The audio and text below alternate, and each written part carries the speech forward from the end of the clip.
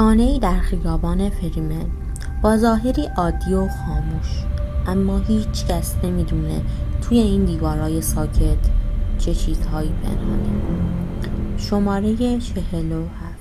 خانه‌ای که در 23 سال گذشته 4 خانواده مختلف در آن زندگی کردند و هر بار چیزی وحشتناکتر رخ داد.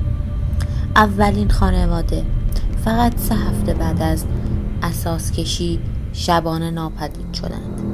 هیچ رد پایی، هیچ تماس اضطراری، فقط چراغ‌هایی که تا صبح روشن ماندند. خانواده دوم صداهای عجیبی از دیوار می‌شنیدند.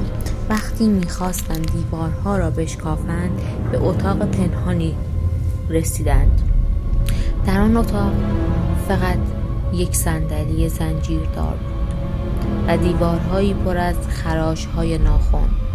خانواده سوم، پدر خانواده به طرز عجیبی به جنون کشیده شد. گفته بود شبها زنی با موهای خیس کنج دیوار می نشیند و اسمش را صدا می زند. آخرین خانواده فقط یک شب دوام آوردند. آن شب دختر کوچکشان ویدیویی ضبط کرده بود که در آن ویدیو یک مرد سایه‌وار درست پشت سرش دیده می شد. ولی وقتی پلیس رفت خانه کاملا خالی بود. هیچ کس دیگر